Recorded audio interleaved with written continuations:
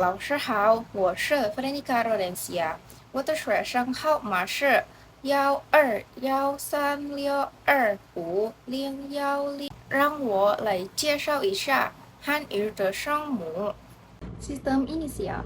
Shangmu atau inisial adalah bagian dari suku kata yang berada di depan vokal. Sebagian besar merupakan konsonan di awal suku kata.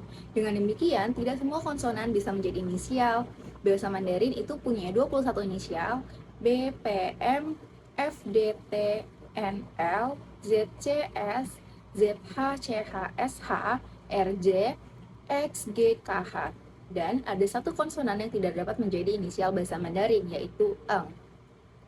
Ketika memproduksi bunyi konsonan, terdapat beberapa ciri utama. Yang pertama, aliran udara yang melewati rongga mulut, rongga hidung harus mendapatkan hambatan pada suatu bagian tertentu. Yang kedua, pita suara tidak harus bergetar. Ada kalanya pita suara bergetar. Seperti ketika memproduksi bunyi M, N, L, R. Ada kalanya pita suara tidak bergetar, seperti ketika memproduksi bunyi B, P, F. Yang ketiga, daerah artikulator yang mengalami hambatan menegang. Dan yang terakhir, aliran udara agak kuat. Selanjutnya ada pemerian konsonan. Pemerian konsonan terkait dengan cara, keadaan aliran udara ketika melalui pangkal tenggorok, rongga mulut, dan rongga hidung. Dalam konteks bahasa Mandarin, pemerian diberikan dengan berdasar pada 4 hal, yaitu cara berartikulasi, titik artikulasi, keadaan glotis, dan cara mengeluarkan aliran udara. Mari kita bahas sama-sama. Yang pertama, cara berartikulasi. Cara berartikulasi adalah cara artikulator aktif menyentuh atau mendekati daerah artikulasi dan bagaimana aliran udara dilepaskan. Bahasa Mandarin mempunyai 5 cara berartikulasi sebagai berikut. Yang pertama, selin atau bunyi letupan atau hambat atau plosif. Artikulator aktif menghambat aliran udara sepenuhnya, sehingga udara mampat sempurna dan tidak dapat keluar. Kemudian hambatan dilepas hingga terjadi letupan. Yang kedua ada cain atau bunyi frikatif atau geseran atau spiran. Artikulator aktif mendekati artikulator pasif membentuk celah sempit sehingga udara yang keluar mendapat gangguan di celah itu.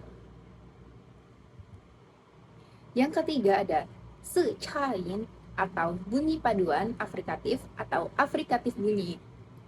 Bunyi letupan berpadu dengan bunyi geseran. Mula-mula artikulator aktif menghambat seluruh aliran udara lalu membentuk celah sempit sehingga udara keluar melalui celah itu. Yang keempat, pin atau bunyi sangau.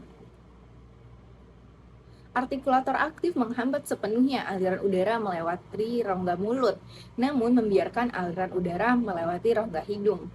Dan yang terakhir ada pienin atau bunyi sampingan. Artikulator aktif menghambat aliran udara di tengah mulut tapi membiarkan aliran udara keluar dari samping. Selanjutnya ada daerah artikulasi. Daerah artikulasi adalah daerah tempat artikulator aktif menghambat aliran udara. Daerah artikulasi disebutkan berdasar urutan artikulator aktif. Labio, bibir bawah, apiko, ujung lidah, lamino, daun lidah, dorso, belakang lidah, diikuti dengan artikulator pasif yang terlibat untuk menghasilkan suatu bunyi kontoid. Labial, bibir atas, dental, gigi, alveolar, gusi, palatal, gusi, palatal, langit-langit keras, dan velar, langit-langit lunak.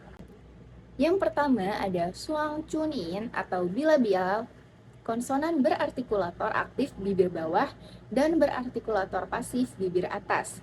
Yang kedua, chunchin atau labiodental, konsonan berartikulator aktif bibir bawah dan berartikulator pasif gigi atas.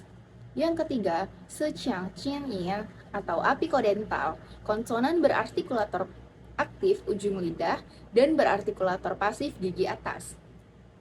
Yang keempat, sechiangchungin atau apiko-alveolar, konsonan berartikulator aktif ujung lidah dan berartikulator pasif gusi atas.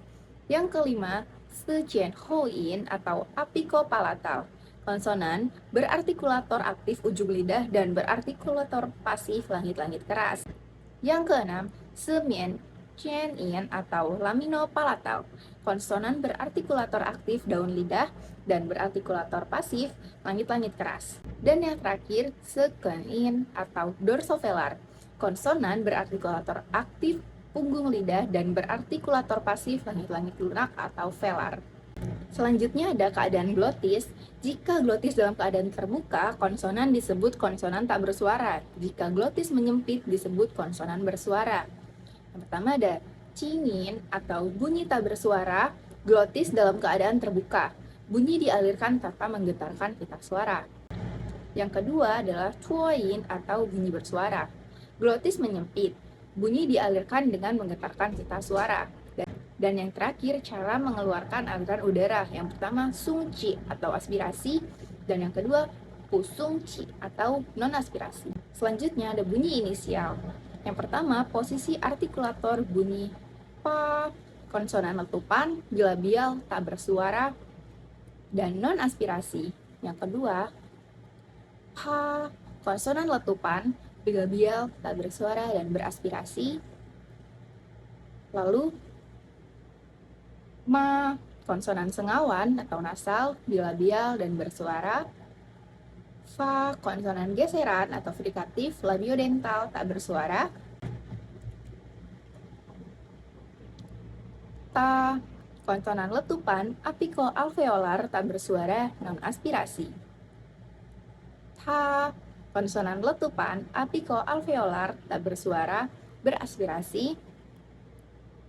Na, konsonan sengawan, apikoalveolar, bersuara.